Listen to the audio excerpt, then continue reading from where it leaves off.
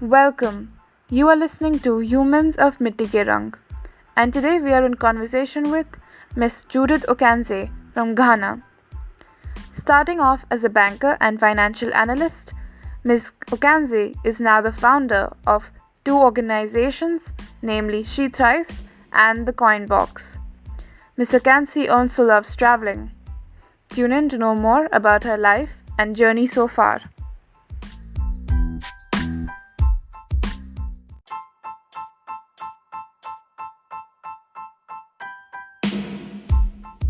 Just a second. I think I can hear you better like this. Hi Judith, how are you? I'm doing very well, thank you. I hope you're doing well. Yes, we are. I'm so glad you were able to join us today. Thank you. Likewise. To begin with, for all our viewers and listeners, let me quickly introduce our guest for today. We have with us Judith Ocansey from Ghana. I hope I pronounced that right. You did. Great. And she is an entrepreneur and she is the founder of SheThrives and the Coinbox. She is also a banker and financial analyst, and she is a very avid traveler. So we'll be talking to her and knowing more about her stories and her journey so far. So Judith, should we get to the questions? Yeah, sure. Great. So Judith, please, starting with SheThrives, please tell us how you started with SheThrives and what is the purpose of it? Right. So SheThrives started in 2017. And at the time, the Coinbox was working with smallholder farmers in a small town in Ghana. And these women were low literate. They were also low income earners. But then they had drive and they were committed to what they were doing. So I realized that they just needed someone to help them move from being just subsistent farmers to thriving, if you may. And so I started business development training with them and coaching them as to how they could actually put their farming business into perspective so as to be able to yield more. And so basically that's how SheThrives started. But about a year down the line, we branched into incubating and accelerating female founders in various aspects of startup. And our purpose mainly is to help female founders to launch their businesses. Lovely. And so if you could share some success stories from SheThrives, how SheThrives has affected the lives of people. Okay, so with the female smallholders that we worked with, I'm happy to say that they have significantly increased their income because of the new practices that they adopted. And they've also learned to package and think outside the box regarding the work that they do. And with regard to helping female founders, we've also helped several of them to launch their businesses. So how often do you have to approach people, or do people approach you as well saying they need help? I get that very often, but on a more structured basis, what we do is we do recruitment about 2 times in the year. We just publish a call for applications whereby people come in, we take them through business development training, and then we select those that we feel have viable businesses. And we don't throw those that we are not able to work immediately away, but we still help them to try and fine-tune their businesses until they are able to get to the point where they can work. So yeah, we do that about 2 times in a more structured manner. rather than just listening to everybody and working with just anyone. Right. So usually these women, what type of businesses do they think of starting? Is it something related to Ghana's culture, or is it something completely new and different? It's related at global as well. Mm-hmm. We've had people from fashion, we've had people from beauty industries, and we've also had people who went into commerce. And the industries really are diverse, but relating to Ghana, but then they are also globally applied. Right. And moving on, if you could tell us a bit more about the Coinbox. Right. So the Coinbox basically is a financial inclusion program that we run for low-income women. And we basically help them to understand the banking and financial aspects of their lives and their businesses. Because we realize that a lot of people take it for granted. They get to a certain point in their lives before they realize that they need to save up, or they need to kind of properly structure their finances. So we visit markets and other traders in terms of we have hairdressing salons and basically low income earning women who do not have knowledge in finances, and take them to something. We recommend savings or banks to them. We also recommend credit to them where necessary. Right.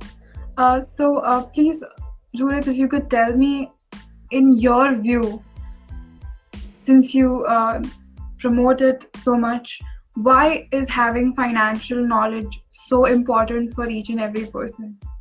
And how does it help them?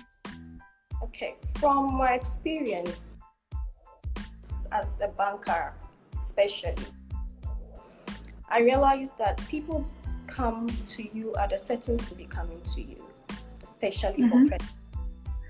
And it's really important.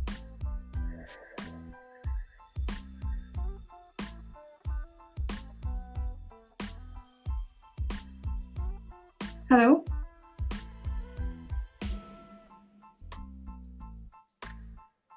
Hello?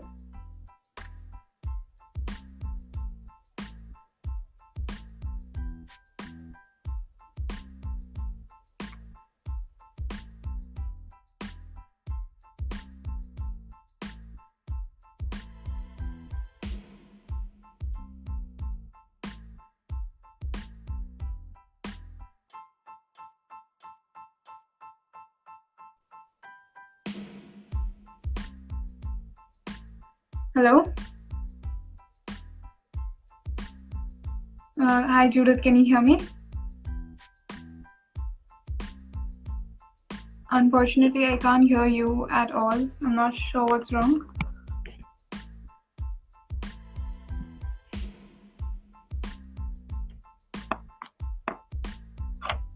Could you try again? Hello? Oh, okay. If I'm just gonna try removing you.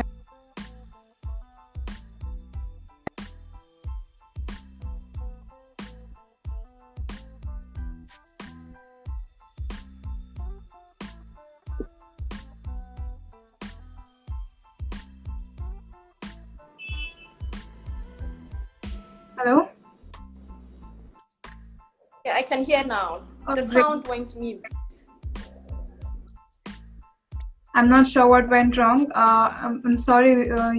You just got cut off when you started off your answer. So if you could start again, please.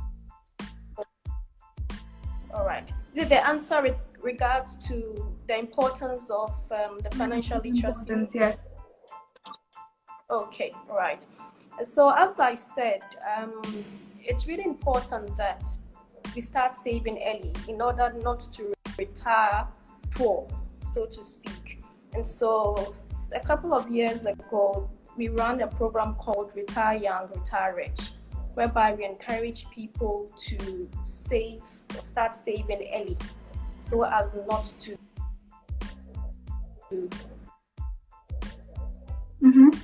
Please.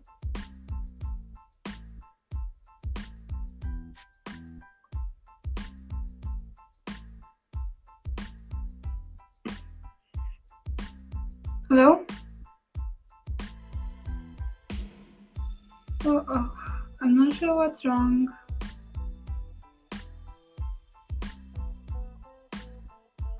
Can't hear you again. Hello, Judith?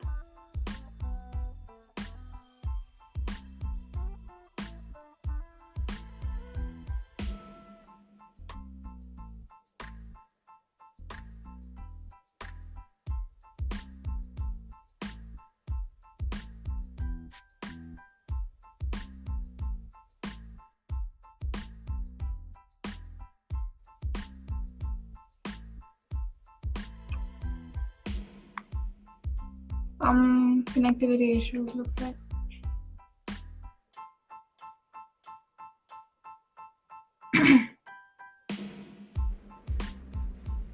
Hello, Judith. Hi. Hi. I can hear now. I'm not sure what's wrong. I think there's some connectivity issues, but we'll try to keep this going. Okay. So please continue. All right. Yes. So, and with women are so selfless that they sacrifice for their children, their husbands, their communities, and they forget about themselves.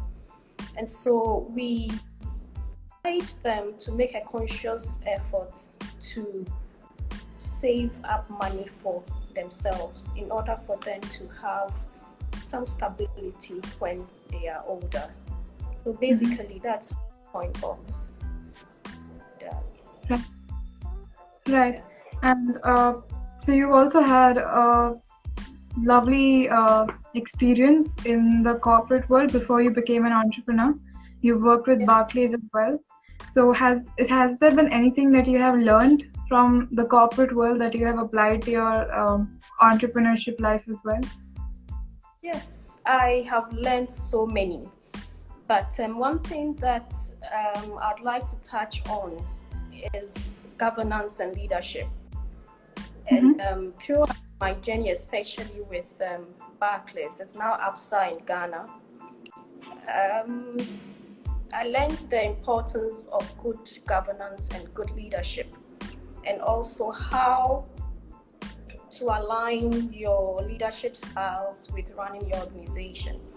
And so one thing that has always stuck with me was to know my own organization and its culture, able to assess my own competencies in terms of leadership in leading the organization. So basically, this is one of the most important things that has always stuck with me where my work experience with a corporate is concerned. Right. And you are also a backpacker and you love traveling. So please share some of your travel experiences with us. Where have you been? Within my country, I have been to every region. I have been to various towns in almost every region in the country, and it's been a great experience getting to know people of different culture.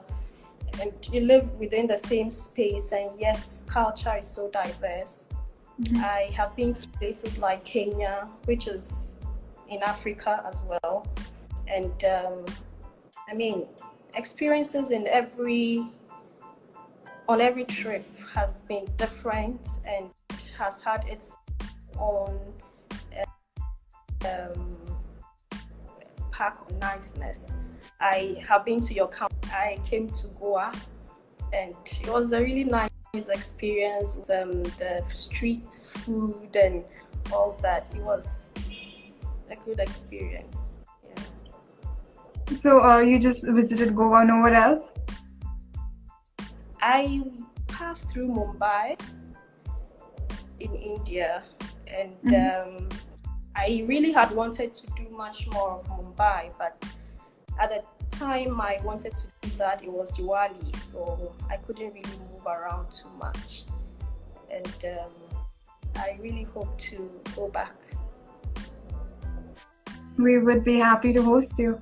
So I'm sure as an avid traveler, the current situation might not have been very suitable to you. So I miss it so much. I currently have a bag packed and it's been lying down for a couple of months now. I'm waiting to be picked up.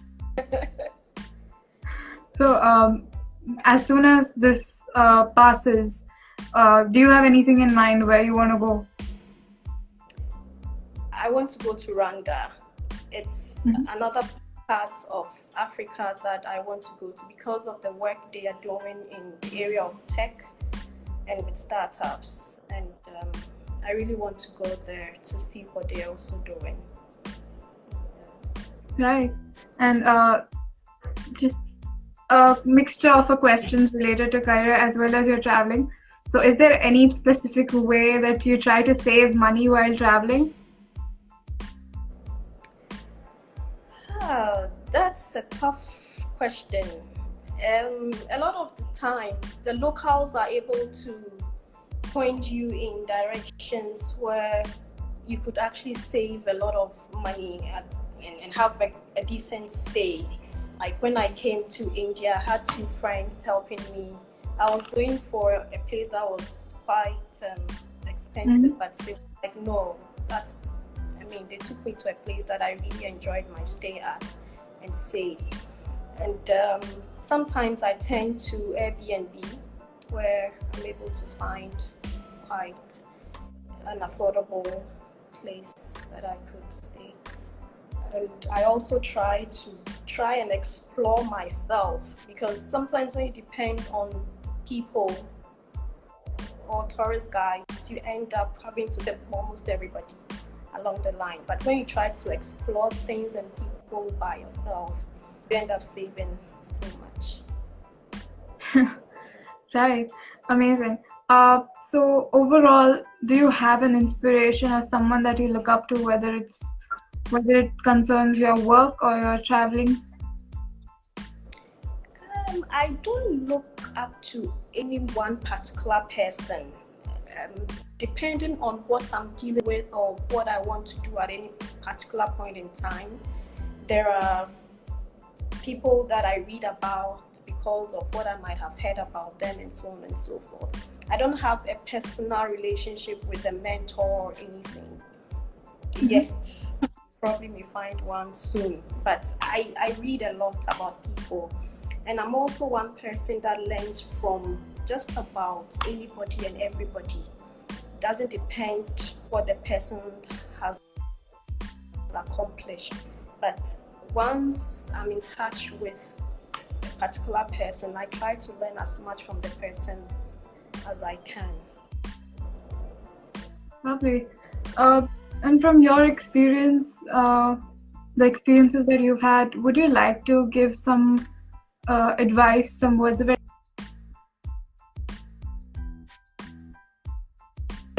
or trying to help people in a similar way like yours?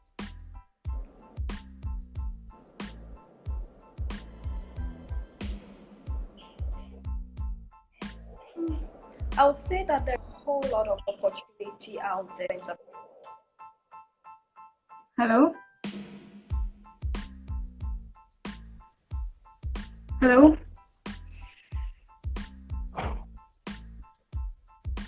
Hello?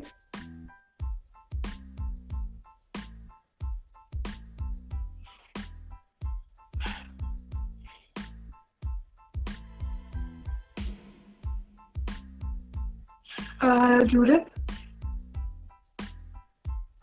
I can't hear you again.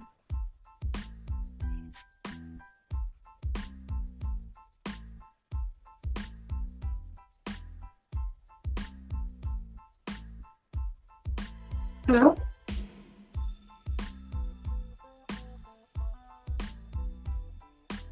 I can't hear you again. I can't hear you again. Just a second.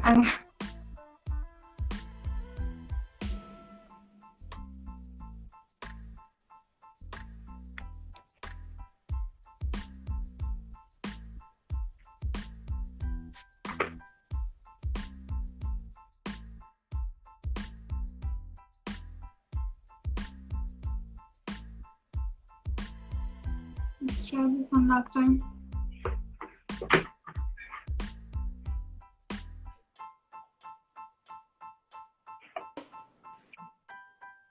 Hi, Judith. I'm sorry, I lost your voice again.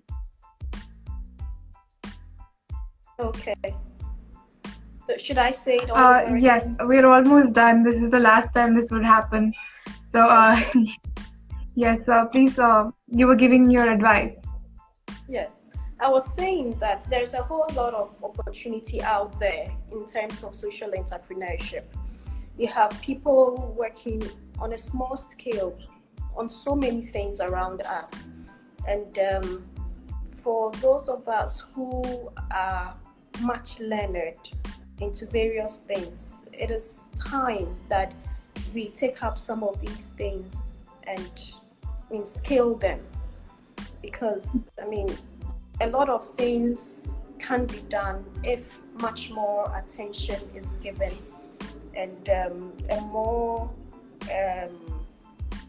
if, for instance, it's business development knowledge that is needed, if it is technology, it is needed in order to be able to scale up some of the small things that people do all around us. Right. And coming to the last few questions for the day, for our Indian viewers and listeners, if you could please share something about Ghana and why is it this beautiful country to you? Well, it's interesting to note that Ghana is actually the closest country to the center of the world. And the prime meridian actually passes through a town that I live in. And every now and then you have people.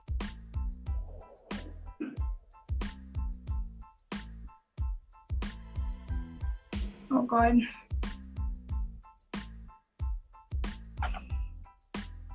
I can't hear you again.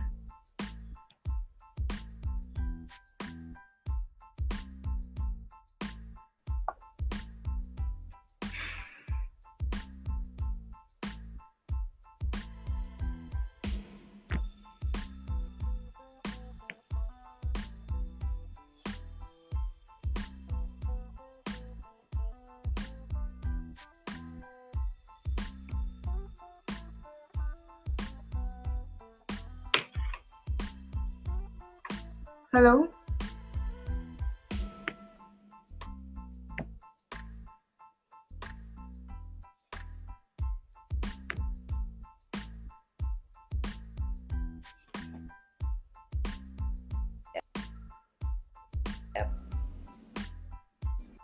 Hi, Judith. I'm really sorry about this.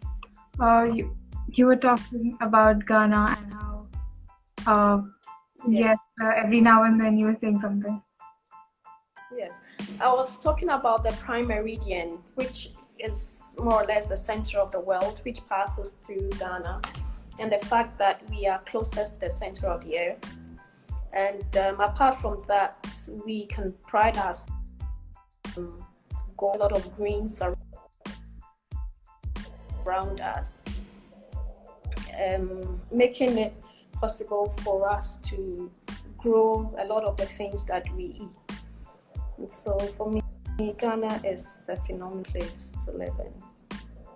Lovely. And our final question for the day, if people want to follow you and your work, whether it's SheThrives or the Coinbox, how can they do that?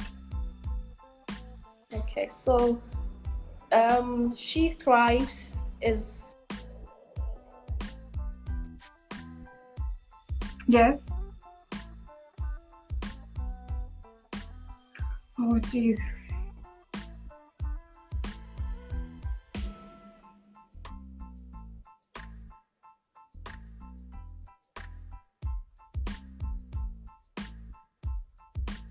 I can't hear you again.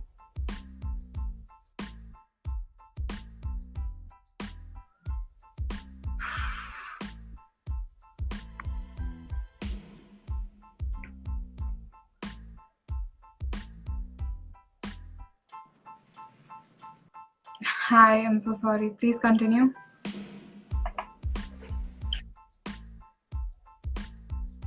Yes.